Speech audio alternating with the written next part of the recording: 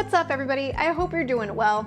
Well, I am extra excited for today's video because it's finally time to release the first video in this new series taking a look at how, as therapists, we play a role in advocating for racial equality, not just within ourselves, not just with our clients, but also within our profession and within the broader society.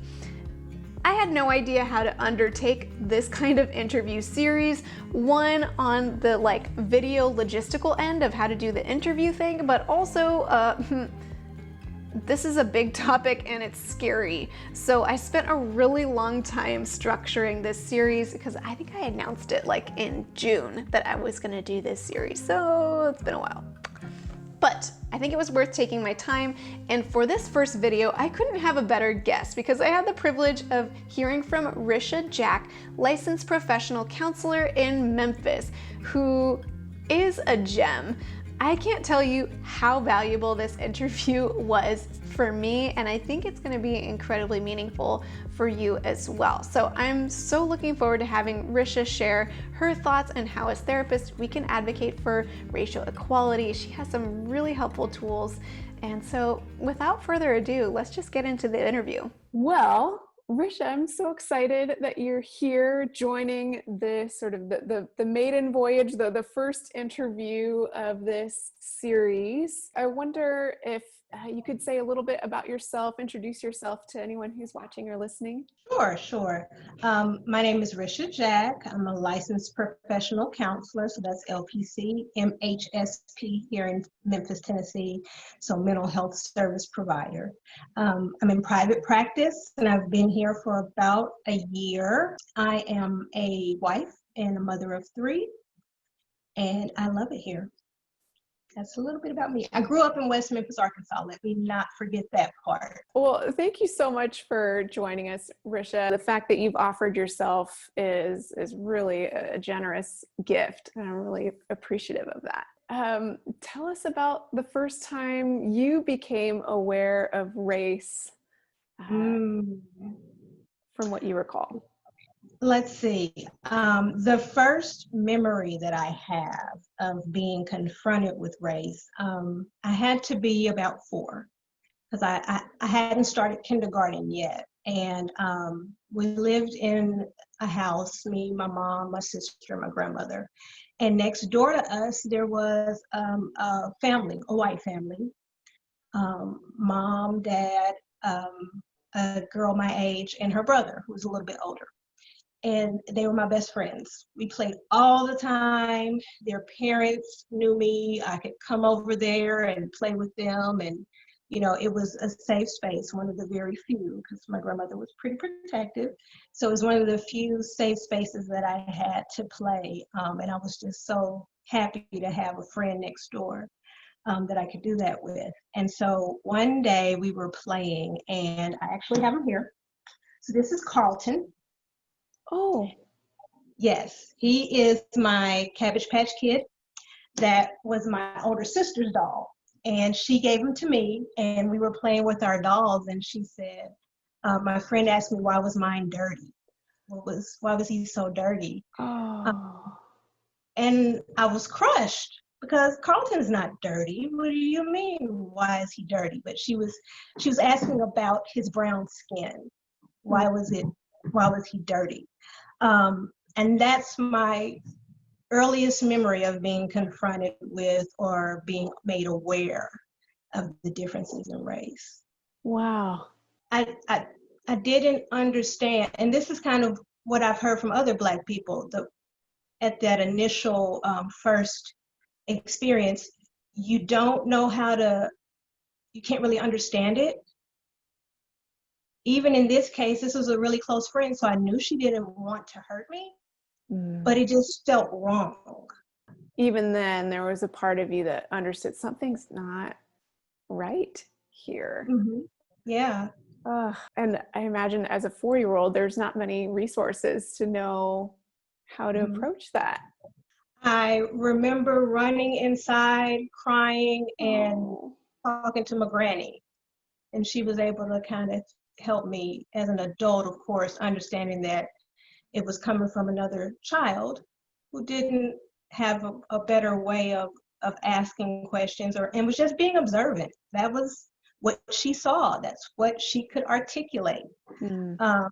at that time. And so being able to see the confusion and the upset that I was experiencing and being able to soothe that and kind of explain it in a way that was less painful was what my grandmother tried to do. And we went out and we played again, and it was all okay. Wow. So 4 years old, that's really young, and sets the stage, I imagine, right? To say that there's probably more stories like that you have. I have a few. So I'm wondering, kind of fast forwarding to now, and excuse, there's leaf blower sounds happening in the background here.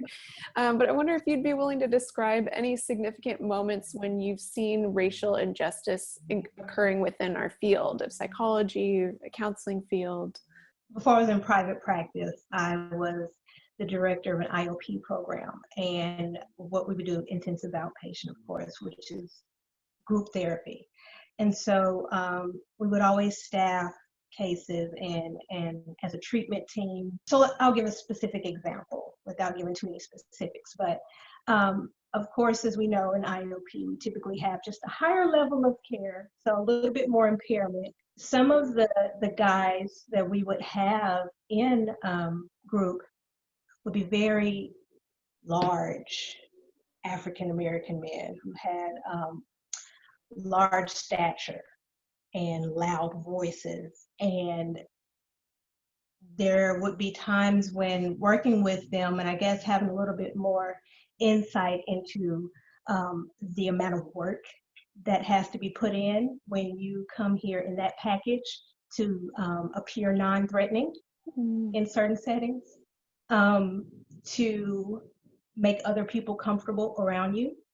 Sometimes that comes out in therapy. And if it's not addressed, that can really be a big miss, a big blind spot. And so pathologizing things that are not actually a mental health issue directly, but more so a cultural adaptive mechanism is something that I've seen before. And so when you pathologize or when you see a behavior that you think is a mental health issue and it's not, I've also seen clinicians perhaps their attitude change a little bit about their approach to an issue. And that can come off as demeaning, and it can come off as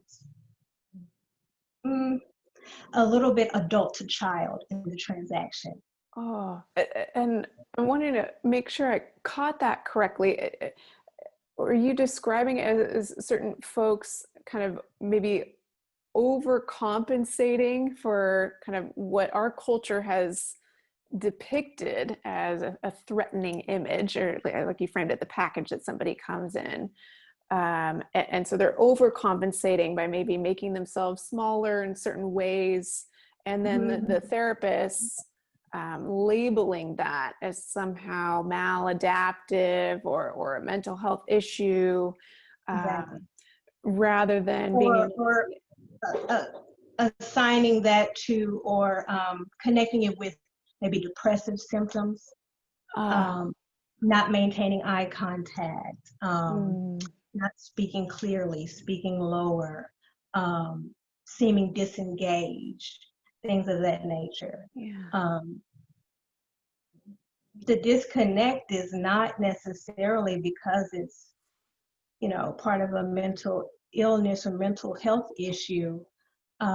There's cultural mistrust, and there's the need to minimize your affect and your presence so that you don't seem as much as a threat. Oh, well, I know this is kind of skipping ahead, but the natural question that comes to mind for me is, what do you think is needed? And with that example, taking that example as a case in point, like what would be most helpful for a therapist in that position? I would say maybe even specifically if a therapist who might be a white therapist or not be able to share in some of the experiences as their client. Like, what would be most helpful in those kinds of situations, do you think? Proceed with caution and just ask, hey, I'm noticing that I don't get a lot of eye contact when I try to engage with you. Can you tell me about that? What's going on there? I noticed that your voice is pretty low. I can't really make out some of the words that you're saying. Can you speak up for me? Is that okay? It's okay here if you speak up in your normal voice.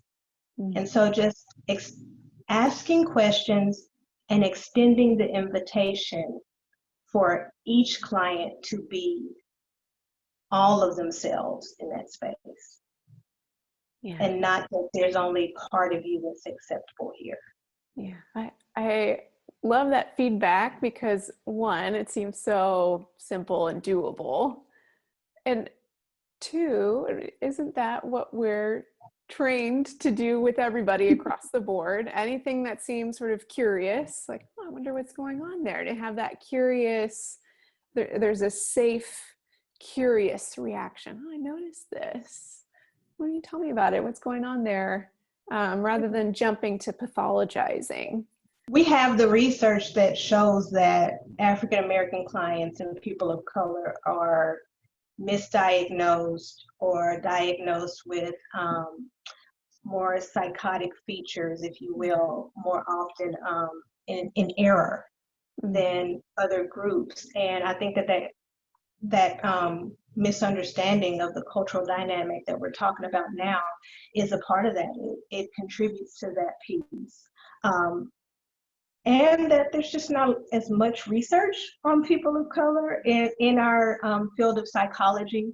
It's a very young science. And so most of the research that's been done has been done on the majority population. And so it does not fully embrace all cultures. But as far as making sure that we are not pathologizing those things and that we are taking into account, even, for example, with the curriculum, some of the therapeutic techniques that we use or the paradigms that we reference, many of them are very person-centered, I-centered, what is best for you, especially when we talk about boundaries and we talk about interactions with family and codependency and things of that nature. In a collectivist culture, and many minority cultures are more collectivist, they're more family-centered, and they're not quite as individualistic. And so even that being approached with care, because if you come in and start saying, no, you need to think about yourself and not your family to someone, that's going to put them on the defense. And then you're going to start getting some of that behavior that's often pathologized, or someone is paranoid or defensive, but you just come in and you've asserted something that seems like a common belief or a common frame of reference that the individual should be confronted and concerned with themselves, and you've come in contact with a person that has grown up believing the exact opposite. And so while universally it is a good rule of thumb, and we are coming from that place of being able to strengthen your ego as an individual and to consider yourself at least as much as you do everyone else, if you lead in with some of that, you're going to be met with defense. And being able to understand that. And especially when we're in a profession where we are supposed to be helping the individual actualize themselves, and that we're not supposed to impose our own beliefs on the client. We've got to meet them where they are. And so you've got to go over there. They don't have to come over to you. That is so helpful. Well, I think we're touching on this, so maybe to expand, from your perspective, what role do you see therapists playing in advocating for racial justice? My perspective is treating this much the way that we would treat other issues, and that is by empowering the individual to actualize and to advocate for themselves in a way that is authentic to them. And the first thing that I can think of that a therapist, any therapist of color or non-color, can do to help a client is to validate the pain, to just listen and not judge, not question, but to validate, because it can often feel in this climate as though, okay, am I the one am I crazy here? Like, should I not be feeling this because the news says X, Y, and Z, and the people in my neighborhood say, X, Y, and Z, and everybody's saying, well, why don't we just get over it? And am I hallucinating here? Is there something I'm seeing that no one else is seeing? So being able to listen and without formulating a counter argument in your head, even if it never comes out of your mouth, it can be sensed. So having an open heart, listening and validating the pain, because that's why we see a lot of, unfortunately, the angry expressions that we're seeing now is because people are not feeling heard or believed, or like the reality that we're living is not true, and then asking them, what do they want, what do you want to see happen, and then helping them to figure out how they can get there. I'm kind of hearing a theme too, that there's this idea of releasing any kind of pre-assigned agenda. Really almost the opposite of what people are saying. I'm afraid that I'm going to be bringing my own agenda if I'm trying to advocate for racial justice. But if we're validating people's pain, letting them feel heard, whatever situation they're in, that then there's trust that is going to help people arrive where they need to.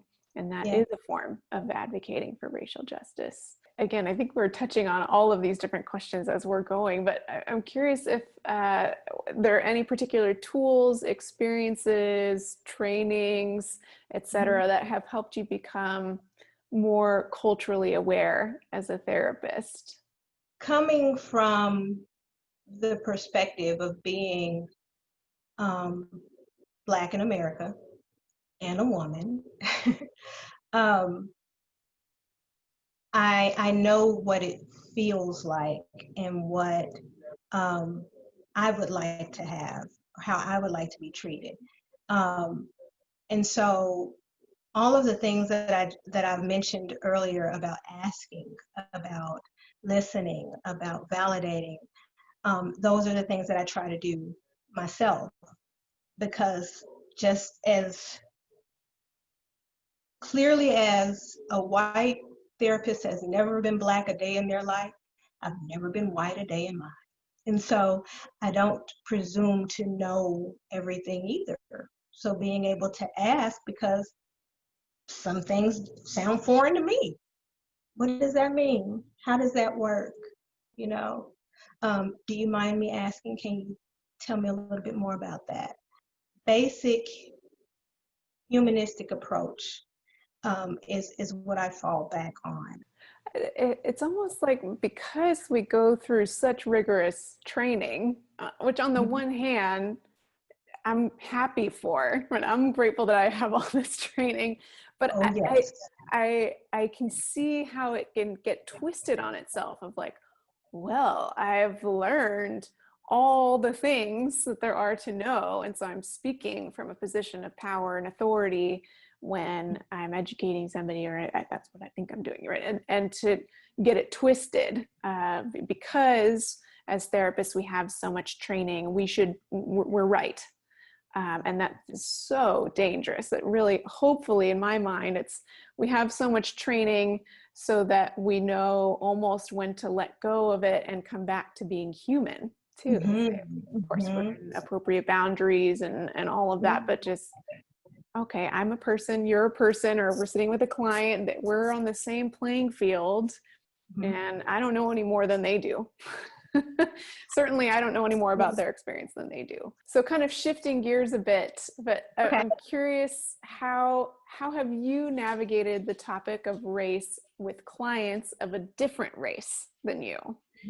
Mm-hmm. One of the things that I had to learn to do that it was kind of uncomfortable for me initially, but now I've learned the power in calling out what's happening in the moment. Mm. And really attuning to that and being able to acknowledge that, wow, this must be really, is this difficult for you to have this conversation with me right now? What is that like for you? And not being afraid to throw myself in there in that moment. But that's some of the most powerful work that I've been able to do. Mm. Yeah, that must take a lot of courage and bravery on your end, because you I don't try know to what make you're going sure to get back. we built some good rapport. Good. Well, I'm just thinking, in order to do that, I mean, you must have to do so much of your own work, your own self-care. I mean, you know, what happens if somebody responds in a way that doesn't feel so good for you? I mean, you have to be able to be that container still, and that must take a lot of work and, like you said, a lot of wisdom that you've built up over time. And it makes me wonder, I imagine for myself, but people listening and watching might be thinking, like, how do you do that? How do you hear whatever they have to say and be okay? I would say that it is difficult. It can be difficult, I'll put it that way. I always try to start my day in a good space, so that I don't carry anything over with me. And to be honest, that's difficult right now. It's really difficult right now.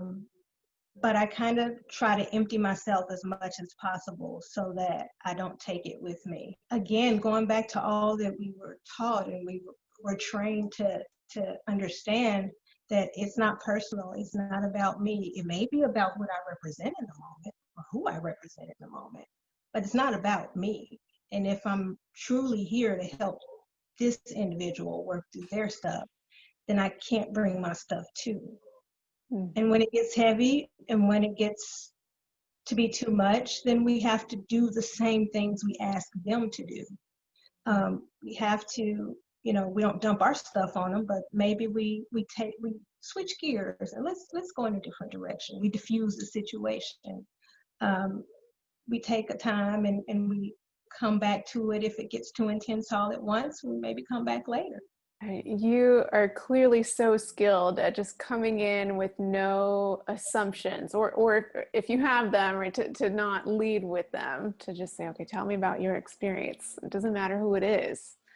And that is so valuable, and that's a skill. I don't get it right all the time, but I try as much as I can. And if I get accused that I'm making a misstep, then I take a step back and say, help me out here. Yeah, I think there's something about that perspective, though, that's so key, that it's okay that I don't get it right all the time. Because if we feel like we have to get it right all the time, then we'll just keep making the same mistakes over and over again because we can't acknowledge to ourselves that we've been messing up. Oh, So yeah. the fact, right, that you can correct course and say, oh, maybe that wasn't quite right, and I'm going to go over here now. Mm-hmm.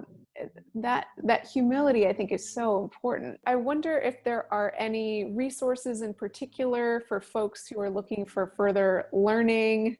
Here on YouTube, there's a channel, and the gentleman's name is Emmanuel Acho, I think, or Acho. I may be butchering his name terribly, but he has a series called Uncomfortable Conversations with a Black Man. And he has a series of conversations he has with non-Black people, Black people, people of mixed race. And he recently released a book of the same, by the same name, Uncomfortable Conversations with a Black Man. And I think it's probably one of the more powerful resources I've come in contact with. It seems authentic. I'm not familiar with that, so I'm going to check it out for me, and I'll make sure I link to it in the description as well, so people can go find it. But I'm excited to listen and watch. I wonder if there are other pieces that we haven't talked about that feel important to add before we close today. I think that what I've observed in the whole climate of racial division, I would call it right now, is defensiveness. Mm. Um, and either you're on the defense or the offense. And if we can just get to a place of understanding that we're all on the same team. We have some differences, we have different beliefs, but everybody gets mad, sad, glad, and scared. Everybody does. And if you can understand what makes me mad, sad, glad, and scared, and I can understand what makes you mad, sad, glad, and scared, then we have an understanding of each other. Mm. And so really giving each other the opportunity to experience each other's emotions and not just argue with facts and figures and footage, but knowing that each person has a story, and maybe take some time to listen to their story and you might understand a little bit more. I really appreciate that perspective. Thank you so much for taking the time and energy to meet with me and put yourself out there into the land of the internet. So I'm wondering if there's anywhere in particular you want folks to find you.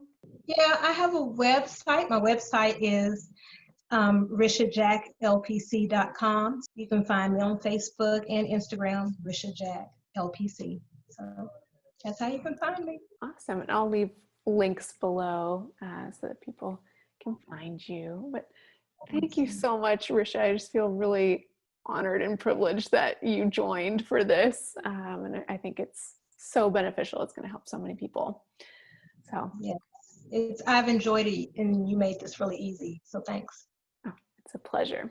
That interview was just so refreshing for me, and I hope it was for you too. I think Reisha has a way of just creating such a sense of safety and openness to talk about what can be some really uncomfortable topics. So I'm so grateful to you, Reisha, for offering your time, your expertise, and I think this is going to be helpful to so many folks. Now, I do plan on this being an ongoing series. I'm not sure exactly what frequency these videos will come out. I think they'll just come out as I have them. So if you are interested in learning more and potentially participating in one of these interviews, I put more information below in the description box for you to learn more. And if you have already reached out to me, I'm figuring out the best system for getting back to all of you that I've heard from, so I'm gonna get back to you ASAP. Well, thank you again to Reisha Jack for offering your valuable time and advice in this interview.